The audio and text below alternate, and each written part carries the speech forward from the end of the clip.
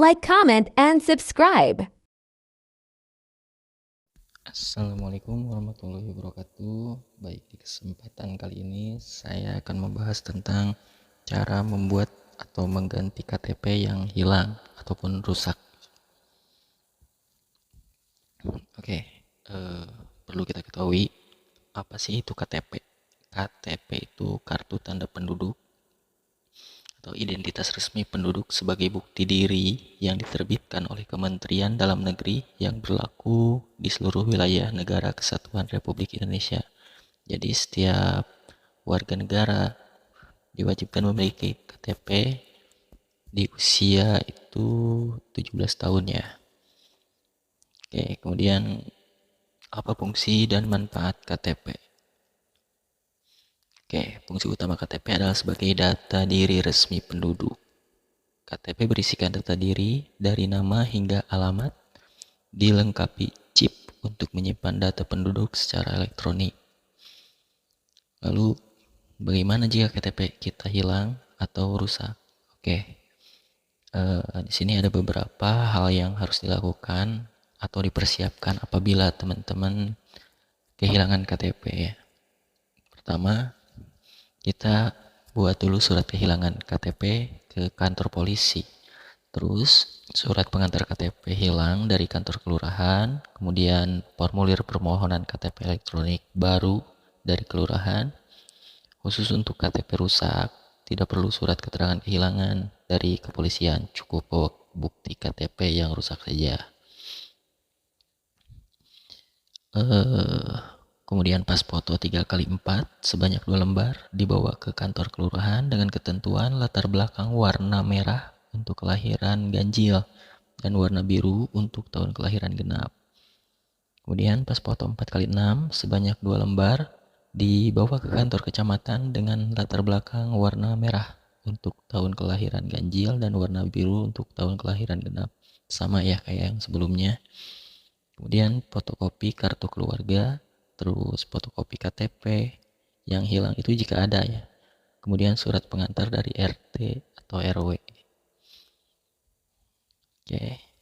Untuk tahapan mengurus KTP yang hilang, pertama datang ke kantor polisi terdekat ya untuk buat laporan kehilangan KTP dan minta juga untuk dibuatkan surat keterangan kehilangan. Jika ada, bawa fotokopi KTP yang hilang dan tunjukkan di kantor polisi. Setelah itu datang ke ketua RT atau RW untuk dibuatkan surat pengantar. Lalu pergi ke kantor kelurahan dan dapatkan surat pengantar serta formulir permohonan KTP baru untuk diproses lanjut ke kecamatan. Selanjutnya, pergi ke kantor kecamatan atau Dukcapil langsung dan bawa dokumen yang telah disiapkan tadi. Kemudian serahkan seluruh dokumen ke petugas untuk diperiksa dan diverifikasi. Terus tunggu proses pembuatan KTP baru. Proses pembuatan KTP baru biasanya memakan waktu 7 hari kerja. Itu tergantung di ini ya, tiap Disdukcapil masing-masing daerah. Kemudian jika sudah selesai, kamu dapat mengambil KTP baru dan tidak boleh diwakilkan oleh orang lain. Oke, cara mengurus KTP hilang secara online. Tadi kan yang secara offline, sekarang yang online. Buka situs Disdukcapil daerah domisili ya, tergantung daerah teman-teman, biasanya linknya itu berbeda-beda tiap daerah. Kemudian lakukan pendaftaran penggunaan baru, kemudian lengkapi data diri sesuai formulir yang disediakan. Setelah itu klik menu mengurus KTP hilang, kemudian ikuti langkah selanjutnya dan unggah dokumen persyaratan.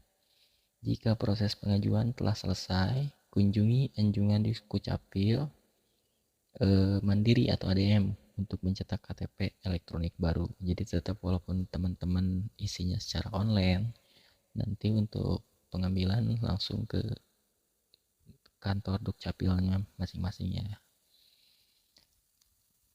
Oke, terus pertanyaannya, berapa biaya pengurusan KTP yang hilang?